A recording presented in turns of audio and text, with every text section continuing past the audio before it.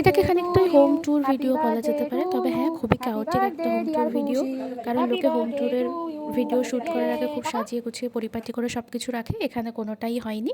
যাই হোক, হোম ট্যুরে যাওয়ার আগে আসি এই দুজনের কথা। এই দুই মহিলারই নভেম্বরে জন্মদিন ছিল, প্রথমজন খুশি, দ্বিতীয়জন তিতির। তবে হ্যাঁ, মজার ব্যাপার হলো এটা কিন্তু এই বছরের নভেম্বরের নয়, এটা হচ্ছে আগের বছরের নভেম্বরে। তো যাই হোক, কোনো ব্যাপার না, ভিডিও পোস্ট করাটাই আসল, ভিডিও পোস্ট হচ্ছে শেষ অবধি, সেটাই ইম্পর্টেন্ট। কবেকার ভিডিও কবে শ্যুট করা তাতে কি যায় আসে বলো। আচ্ছা, প্রথমেই চলে এসেছি, এটা আমাদের বাড়ির ছাদে, এবং এটা হলো আমার মায়ের ছাদ বাগান। যতদিন আমি বাড়িতে ছিলাম আমিও একটু টুকটাক কিছু করতাম, তবে মেনলি মাই করতো। এখন ওই যেটুকুনি যা বজায় আছে সবটাই মায়েরই জন্য। ছাদের উপরে আমাদের একটা ঘর রয়েছে, ওই যে বাপাসে দেখা গেল এই ঘরটা।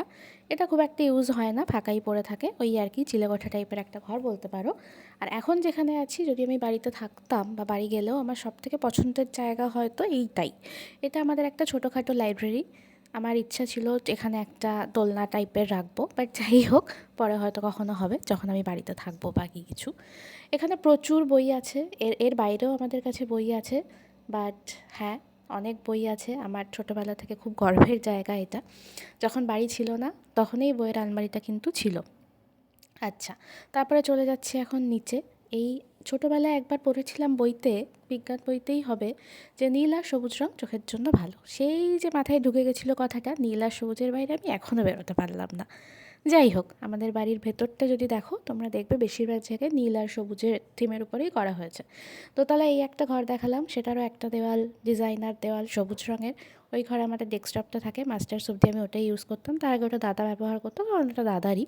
এই যে ব্যালকনিটা দেখলে সুন্দর ডিজাইন করা, এটা যারা রং করেছিল তাদেরই সাজেশন ছিল, আমার কোনো ইনপুট এখানে নেই। আচ্ছা, তারপর আরেকটা ঘর দেখালাম, ওটা মূলত বাবার ঘর। সবই আর কি অগোছালো হয়ে থাকে, ওই আর কি যা হয়, ভিডিও শ্যুট করার জন্য তো আর গোছানো হবে না। যাই হোক, হয়তো তোমরা যদি আবার ভিডিও চাও কখনো, তোমরা যদি রিকোয়েস্ট করো হোম ট্যুর ভিডিওর জন্য, তখন আমি সুন্দর করে গুছিয়ে গাছি না আর একটা ভিডিও করব।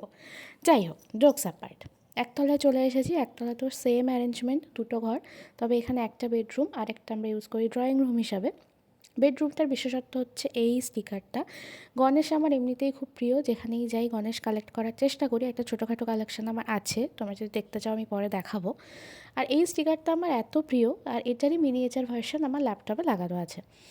আচ্ছা, আরেক পাশের ঘরটা হচ্ছে ড্রয়িং রুম, এবং নিচেও সেম ব্যালকনি, সেম ডিজাইন করা। এখানে বারান্দায় মা কিছু গাছ রেখেছে, আর একটা স্টিকার আছে, এটা খুব শখ করে আমি লাগিয়েছিলাম। চলো, টাটা।